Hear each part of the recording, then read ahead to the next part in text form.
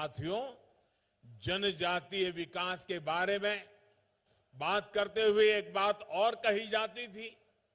कहा जाता था जनजातीय क्षेत्र भौगोलिक रूप से बहुत कठिन होते हैं। कहा जाता था कि वहां सुविधाएं पहुंचाना मुश्किल होता है। ये सारा बहाना काम न करने के बहाने थे। यही बहाना करके जनजातीय समाज में सुविधाओं को कभी प्राथमिकता नहीं दी गई, उन्हें अपने भाग्य पर छोड़ दिया गया। साथियों, ऐसे ही राजनीति, ऐसी ही सोच के कारण आदिवासी बाहुल्य वाले जिले विकास की बुनियादी सुविधाओं से भी वंचित रह गए। अब कहां तो इनके विकास के लिए कोशिशें होनी चाहिए थी, लेकिन इन जिलों पर पिछड़े होने का एक टैग लगा दिया गया।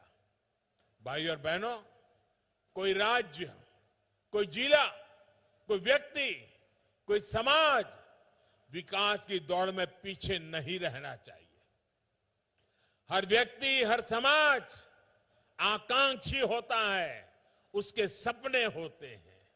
सालों साल वंचित रखे गए इन्हीं सपनों, इन्हीं आकांक्षाओं को उड़ान देने की कोशिश आज हमारी सरकार की प्राथमिकता है।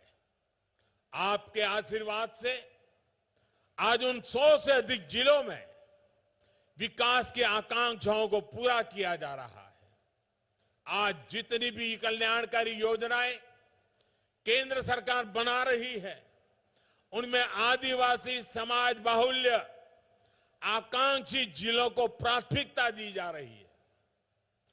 आकांक्षी जिले या फिर ऐसे जिले जहां अस्पतालों का अभाव है, वहां 150 से अधिक मेडिकल कॉलेज स्वीकृत किए जा चुके हैं। साथियों, आज जब हम राष्ट्रीय मंचों से राष्ट्र निर्माण में जनजातीय समाज के योगदान की चर्चा करते हैं, तो कुछ लोगों को जरा हैरानी होती है। ऐसे लोगों को विश्वास ही नहीं होता कि जनजातीय समाज का भारत की संस्कृति को मजबूत करने में कितना बड़ा योगदान रहा है। इसकी वजह यह है कि जनजातीय समाज के योगदान के बारे में या तो देश को बताया ही नहीं गया, अंधेरे में रखने की भरपूर कोशिश की गई, और अगर बताया भी गया तो बहुत ही सीमित दायरे में जानकारी दी गई। ऐसा इसलिए हुआ क्योंकि आजादी के बाद दशकों तक जिन्होंने देश में सरकार चलाई, उन्होंने अपनी स्वार्थ भरी राजनीति को ही प्राथमिकता दी।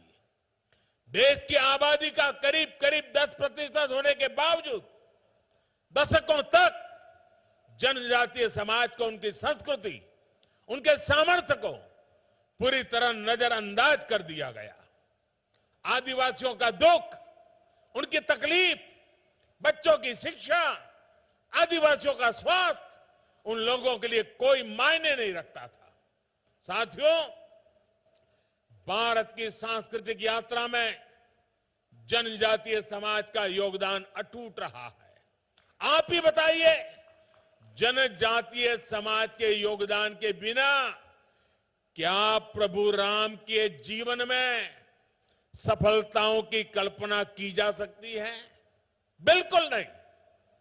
वनवासियों के साथ बिताए समय ने एक राजकुमार को मर्यादा पुरुषोत्तम राम बनाने में अहम योगदान दिया है। वनवास के उसी कालखंड में प्रभु राम ने वनवासी समाज की परंपरा, रीति रिवाज, रहन सहन के तौर तरीके, जीवन के हर पहलू से प्रेरणा पाई थी।